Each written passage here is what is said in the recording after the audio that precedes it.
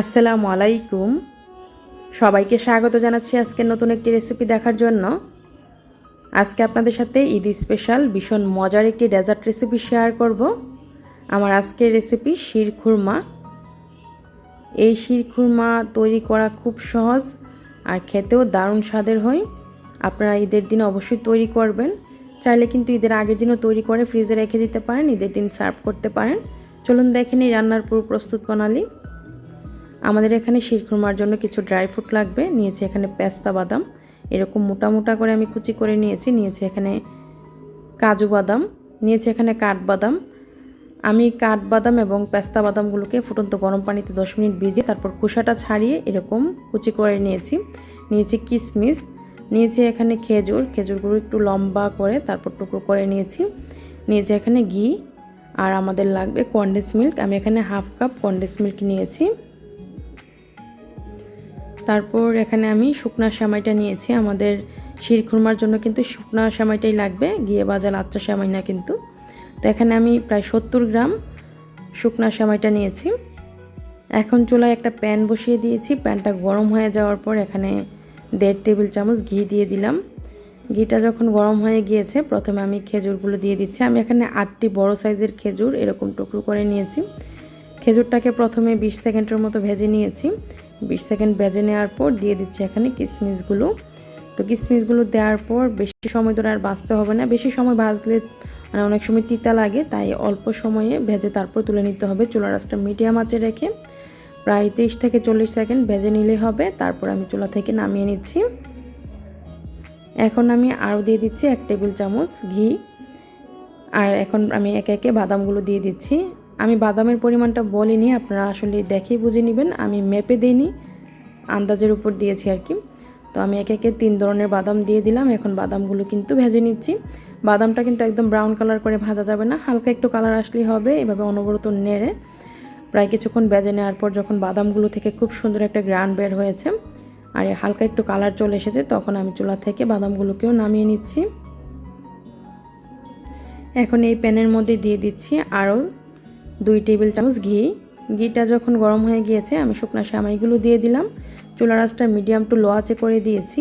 তারপর সেমাইটাকে ভেজে নিচ্ছি। চুলার আঁচটা ফুল আঁচে কিংবা মিডিয়াম আঁচে রেখে ভাজলে দেখা যায় অনেক তাড়াতাড়ি কালারটা চলে আসে, কিন্তু মচমচেটা হয় না। তো আমি একটু সময় নিয়ে চুলার আঁচটা লো আঁচে করে সেমাইটাকে ব্রাউন কালার করে এবং ভেজে নিচ্ছি। আর ভাজার পর খুব সুন্দর একটা কালার আসবে, খুব সুন্দর একটা ঘ্রাণ বের হবে সেমাই থেকে।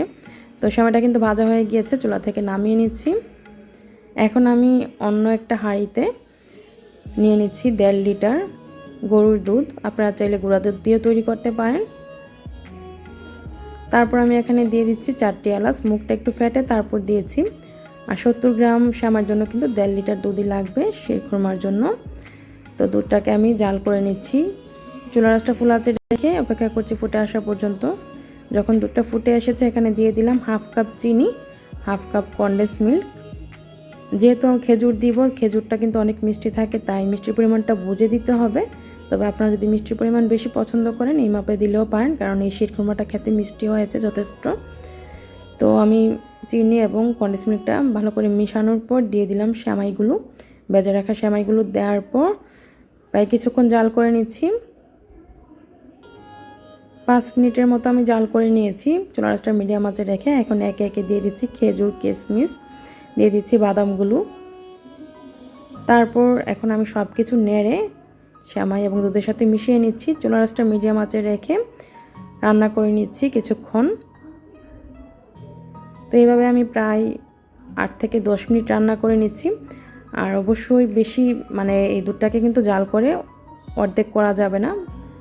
তো প্রায় হয়ে গিয়েছে। 10 মিনিট পর আমি এখানে কেওড়া জল দিয়ে দিচ্ছি 1 চা চামচ, দিয়ে দিচ্ছি এখানে 1 চিমটি জাফরান। জাফরানটা অপশনাল, আপনারা হাতের কাছে থাকলে দিবেন, না থাকলে দিবেন না। তো দেওয়ার পর এখন নেড়ে চেড়ে আমি প্রায় আরও 2 মিনিট জাল করে নিয়েছিলাম। তো এখন চুলাটা বন্ধ করে দিব। আর এই যে দেখুন সেমাইটার ঘনত্বটা কিন্তু ঠিক এরকম হবে। আমি চুলাটা এখন বন্ধ করে দিয়েছি। তারপর চুলা থেকে নামিয়ে নিয়েছি। আর এটা মোটামুটি এখনও গরম আছে। তারপরে দেখুন ঠিক এরকম হবে। শিরখুরমার সেমাইটা কিন্তু একদম ঘন করে কিন্তু নামানো যাবে না, ঠিক এরকমই থাকবে, ক্রিমি ক্রিমি একটা ভাব থাকবে। তো তো আমি এখানে কিছু বাটিতে নিয়ে নিচ্ছি, গ্লাসে নিয়ে নিচ্ছি। আপনারা আপনাদের পছন্দ মতো সার্ভ করে নিতে পারেন বা ফ্রিজে রেখে দিয়ে তারপর পরে ঠান্ডা করে সার্ভ করতে পারেন। আমি গরম গরম মানে মোটামুটি গরম আছে এখনও, তো সার্ভ করে নিচ্ছি। কিছু বাটিতে নিয়ে নিয়েছি, আর উপর দিয়ে সৌন্দর্যের জন্য কিছুটা বাদাম এবং খেজুর, কেটে রাখা খেজুর দিয়ে সাজিয়ে নিচ্ছি। আসলে সাজানোটা যার যার পছন্দের উপর নির্ভর করে, যে যেরকম করে পছন্দ করেন সেভাবে সাজাতে পারেন। আর এই যে দেখুন, ঠান্ডা হওয়ার পর এই শিরখুরমাটা কিন্তু খেতে ক্রিমি হবে আর খেতে অসাধারণ হয়। কারণ এগুলো মানে এই শিরখুরমাতে কিন্তু অনেক বেশি পরিমাণে বাদাম এবং কিশমিশ এবং খেজুর দেওয়া হয়, যার কারণে অতুলনীয় স্বাদের হয়। আপনারা অবশ্যই ঈদে তৈরি করবেন, আশা করি আপনাদের কাছে অবশ্যই ভালো লাগবে। চেষ্টা করেছি সহজভাবে আপনাদের সাথে রেসিপিটি শেয়ার করার। রেসিপিটি যদি ভালো লাগে লাইক, কমেন্ট, শেয়ার দিয়ে সাথেই থাকবেন। আমার আজকের রেসিপিটি দেখার জন্য আপনাদের সবাইকে অসংখ্য ধন্যবাদ। সবাই ভালো থাকবেন, আমার জন্য দোয়া করবেন। আল্লাহ হাফিজ।